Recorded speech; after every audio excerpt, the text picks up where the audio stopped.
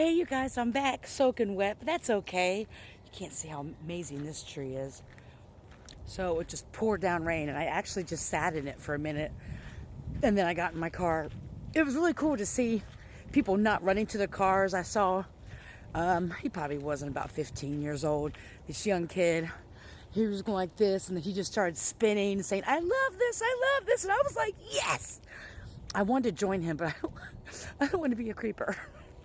This is beautiful. I love it after it storms, and it's not humid. It's cooled off a lot, which is pretty awesome. And so now we are back on our journey again. I mean, a little water didn't hurt anybody. I mean, I was guided to get into a body of water, even though this is different. That's the best I can do right now. So here we are. Here's another one of my favorite trees. Ooh, a Burr oak. Ooh, a Burr oak is a symbol of our past. Provides a glimpse into the past. This tree is estimated to have been planted in the middle of the 18th century, making it, can you see it? Okay. Making it one of the oldest trees in this park. Back then, this area was heavily forested. Once European settlers arrived, the landscape, of course, gradually changed. No thanks. No thank you to you, European settlers. Always trying to fuck some shit up. Yeah, so it's a Burr oak. The Burr oak is a symbol of survival. It has endured many changes to the surrounding landscape. Previously, it served as a pasture tree, providing shade to livestock when the land held an agricultural purpose. As the land changed from farm to forest, this Burr oak helped seed the surrounding area, hope you can see, okay, with acorns. It's one of the oldest trees in the park.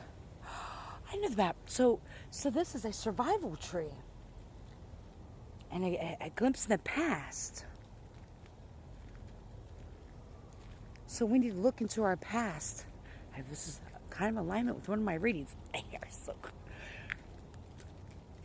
How have you overcome things and past experiences you've had? How have you overcome them? And if spirit is also saying, I love these downloads I get when I'm in nature.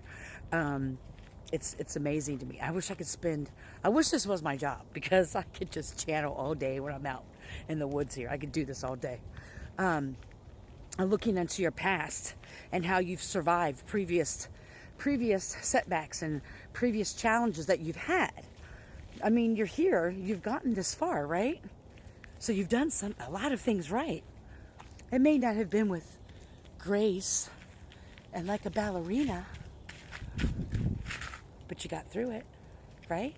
Ooh, uh-oh. I think we just got into some magic here. Spinning. If anyone's, my people, neurodivergent, I'm on the spectrum, have ADHD, if you can't tell. Well, that's fun. One of the things that helps ground me and release energy and helps me jump timelines and go into portals is spinning.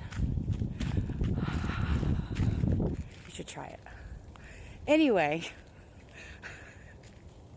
I love me so much. Now this little fucking gnat is just following me everywhere I go. Oh, what's a little blackbird? Let me show you. So what things from your past, and it's maybe not doing the same exact thing. It could possibly just be, what are some of the barriers you broke through? What are some of the old patterns or behaviors that led you to that situation?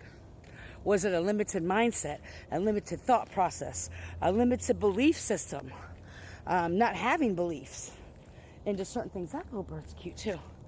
And so spirit is wanting you, the trees, the Burr oak, is wanting you to look at the past things you've done to survive.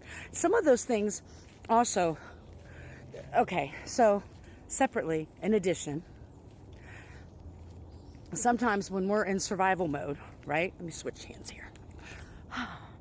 Sometimes when we're in survival mode, we acquire certain behaviors certain actions, we end up doing certain things to survive, like survival of the fittest, right? Only the strong survive. And so a lot of times along the way, especially when we're in traumatic situations or abuse or whatever it is that we're trying to get out of or change our life with, or things that we want to change our life, areas of our life that we want to change. Sorry, I start channeling really quick. We adapt some unsavory behaviors, some unsavory things in our character that we no longer need. And sometimes we forget that certain behaviors and actions and how we are and how we treat people and how we respond to people, how we talk to ourselves, are no longer serving us. And so this may be a little bit, I want to show you this too. My arm's tired, but this may be, let's calm down, Amory. Listen to the birds. Listen to nature. Sometimes we need to take an honest look at ourselves and say, what behaviors and actions or patterns did I acquire when I was just trying to survive? And that's a hard thing to do sometimes. A lot of times we're not even aware that we picked up certain behaviors, certain patterns that no longer serve us and that actually are keeping us stuck. Yes, they were beneficial and helpful to our survival in that current situation, right? Or to maneuver around certain energies or peoples or communities or groups, right? And then they became a part of us. They became a part of our personality or part of our way of living. Is that making sense? I'll probably repeat myself, but oh well. And so you're really encouraged to take a look at what are some things I picked up on. There was a lot of things when I was in survival mode, when I was in toxic connections, bad behaviors and talking about people. I slid back into gossiping and stuff like that. And I knew it no longer served me because it lowers my vibration. And so when I became aware of that, because the group I was a part of, all they did was talk about everybody else in the community. And what do we all know? What do we all know about people who talk about everybody? They talk about you too. They talk about me too.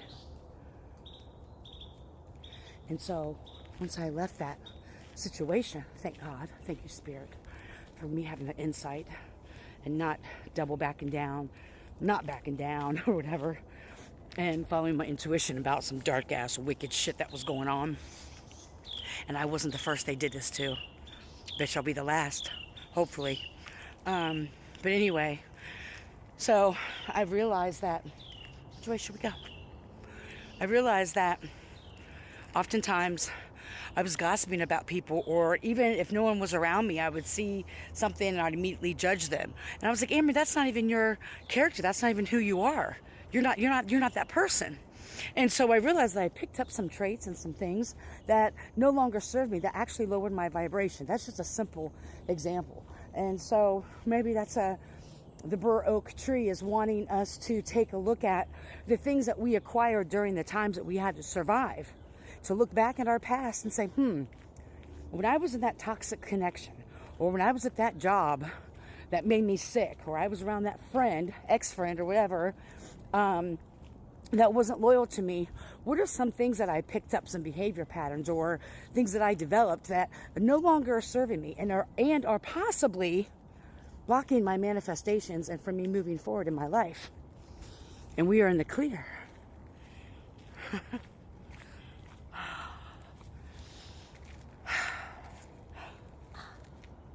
Hi, sweat bees. I got some.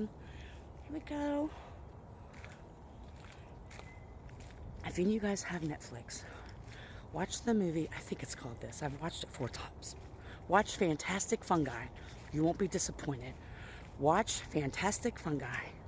It's an amazing documentary about, well, mycelium be chillin'. So anyway, I hope you guys are healthy and happy, full of joy. Get outside. Get outside nature, even if it's just for 15, 20 minutes. Get your bare feet on the ground. Talk to some trees. And just breathe. You got this. I hope you're healthy. Happy. And full of joy. I truly do. May you love and be loved. Heal. Don't harm. Have a great day.